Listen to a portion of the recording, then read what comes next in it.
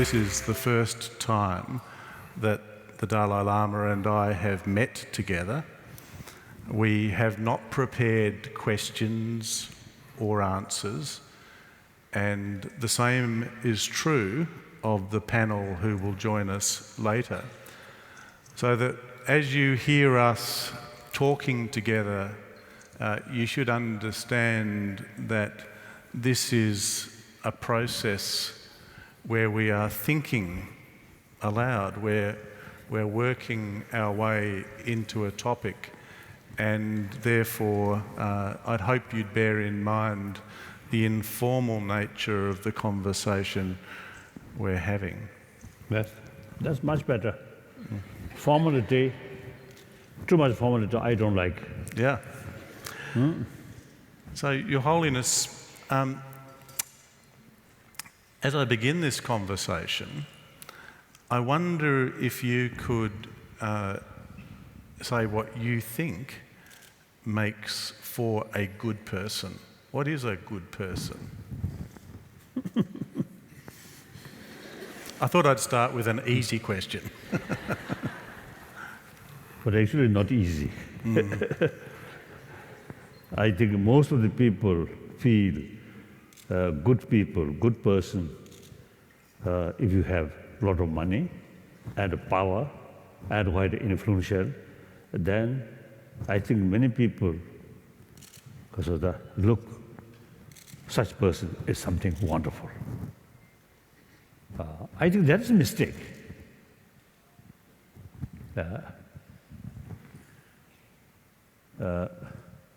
I think we have to judge the amount of peace of mind on that person. The person, even if it's materially highly successful, billionaire, but mentally unhappy, that's not necessarily a good person. Or highly educated, including sort of scholar about religion,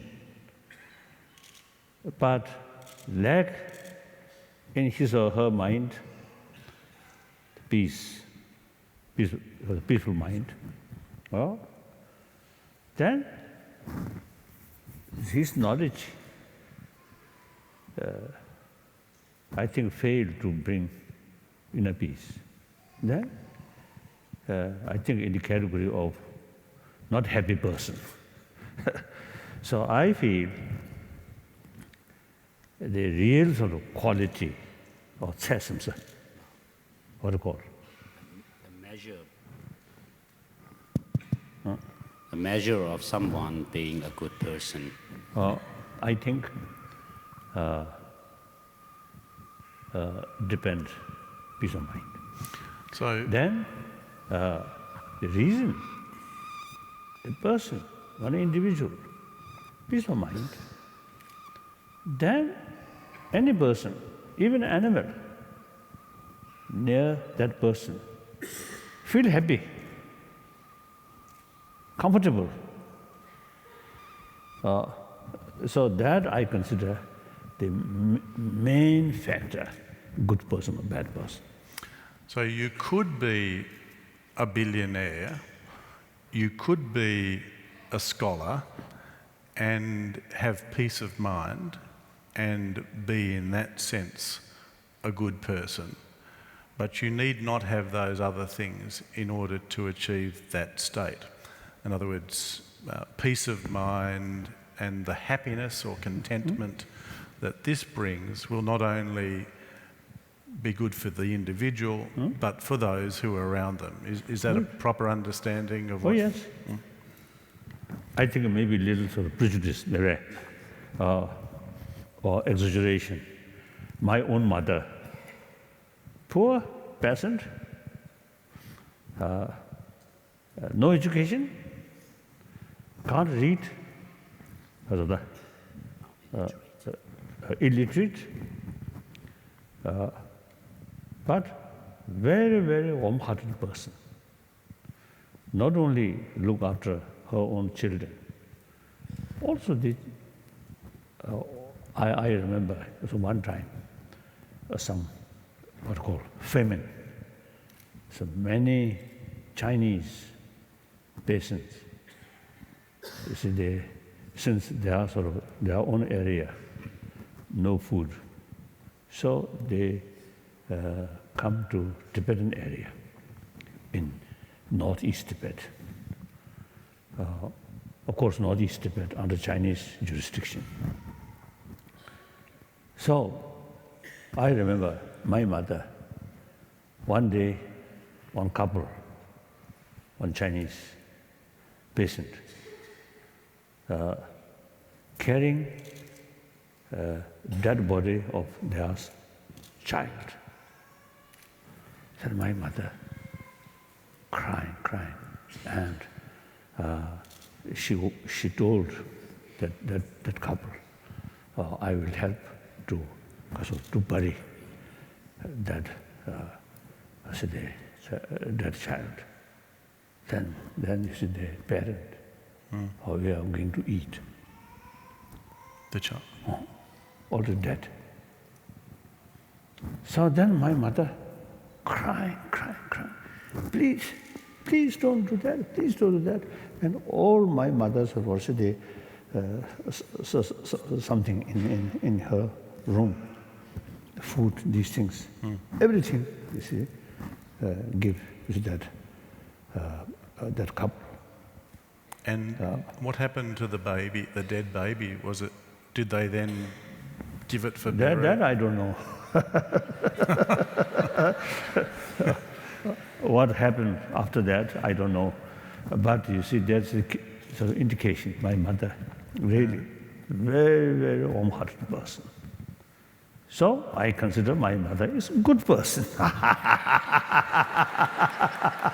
Yeah, that's an extraordinary experience for you to have had as a young child. How old were you when this event took place?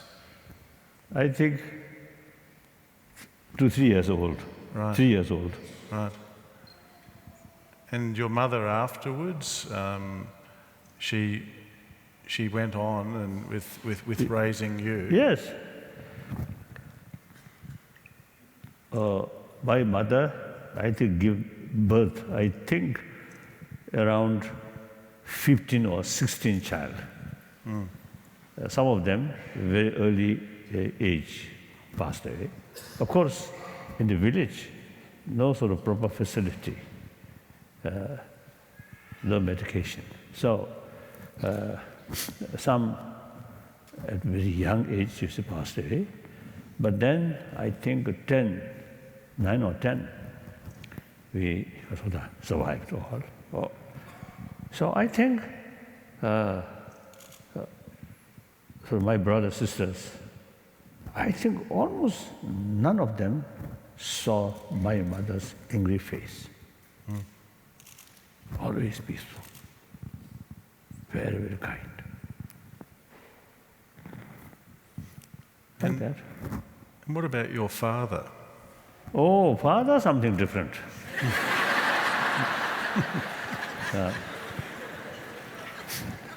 I remember, you see, my father, you see, used to eat pork, and with fat.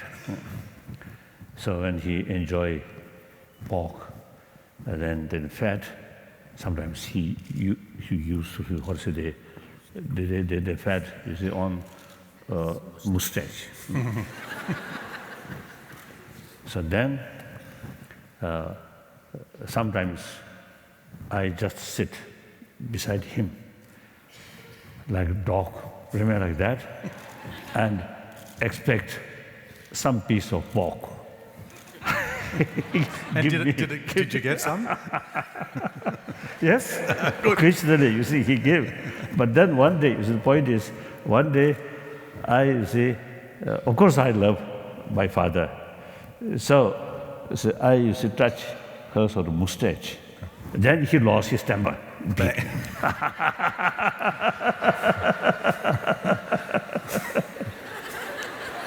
So not always a smiley face on your father.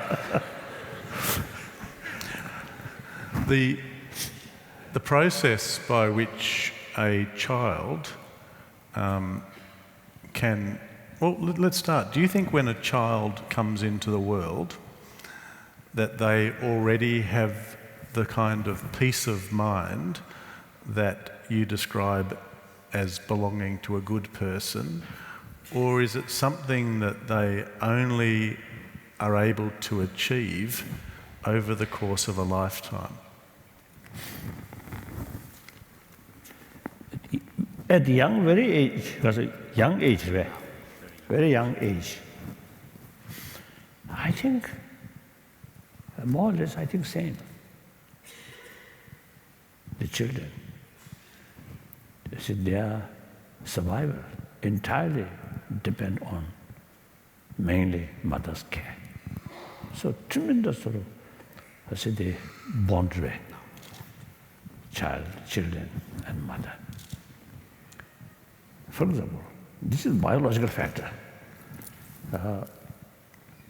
Biologically, you see, our nature is such.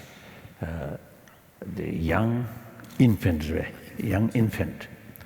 without others' care, he or she cannot survive. That's the reality. So, care from someone is very necessary. Now, in order to take full care, mentally need some kind of emotion. That's the affection. Affection brings effort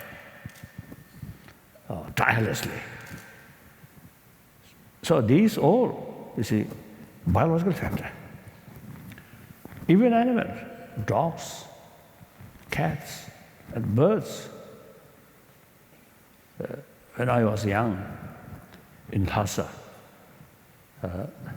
sometimes a little bit sort of mischievous boy, I often, you see, because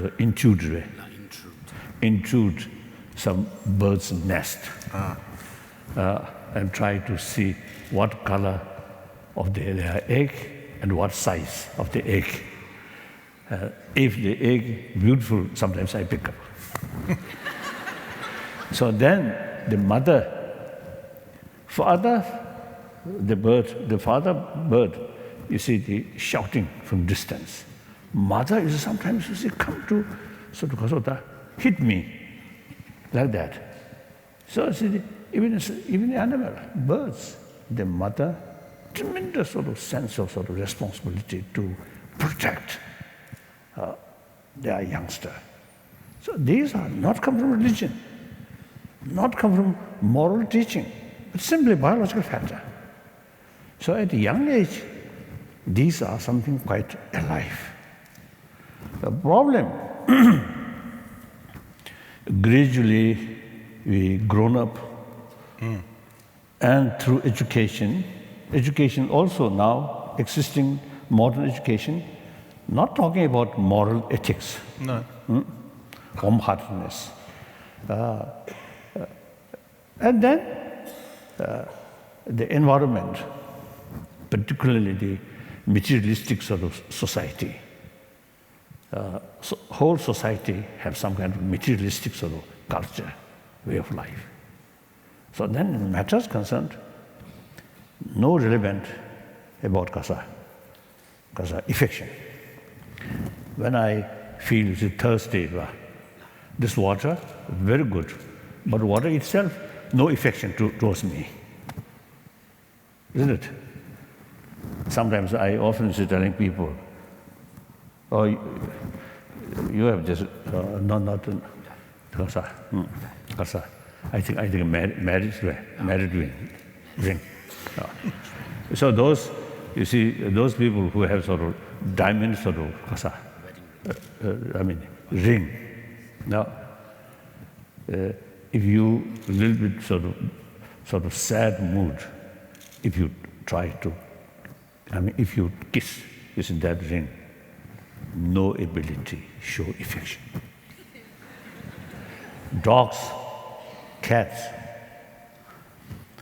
the owner who have very good relation, affectionate relation, then I think the owner returned from office or from business work and then said, so showing some kind of sad or tired, perhaps I think a dog may licking you.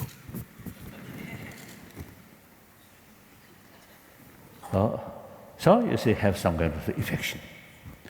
Sometimes you see they know they from sort of facial sort of through facial sort of attitude, they know the person is not happy. So of course they have very limited ability, but even within that limited sort of ability, they show some kind of consolation way. Consolation, condolence, like that. So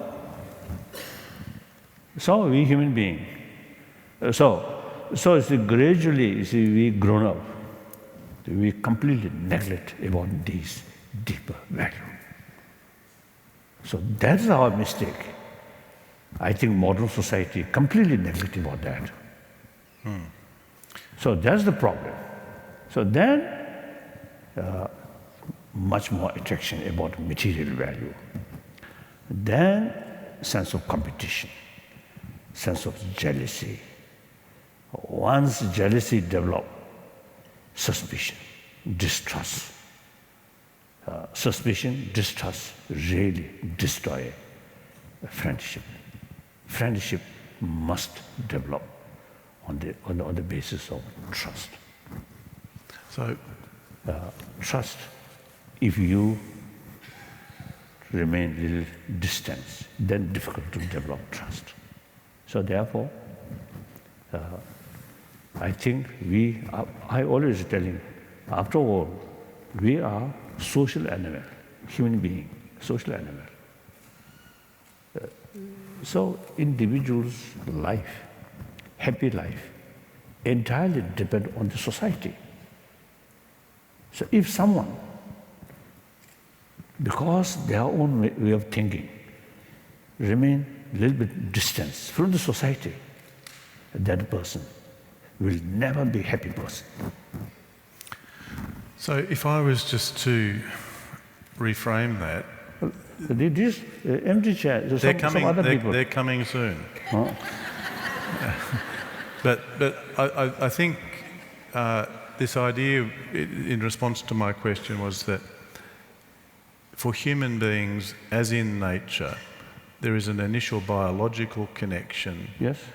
That this can be seen through all things, and it's that relationship. Yes.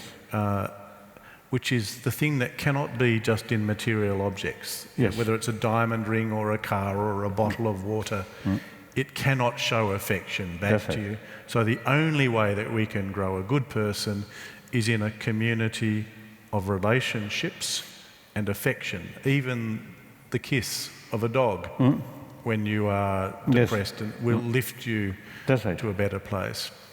And that if only we can prevent our society drifting into a state of jealousy, competition, and the other things that come. Competition, I must make this distinction. Yeah. There are positive competition Okay. or negative competition. Positive competition means when you study, you see, you sort of make effort. I should not remain behind. I must be top. That kind of competition. And even with that feeling, you see, urge other student, we must study hard. Then that sense of competition is positive. But another competition, sense of competition, you see, in order to you become top, you see, you create problem other. Create some obstacle. Now that kind of competition is negative. Yeah. So build yourself is fine. Don't try and drag other people down. Yes.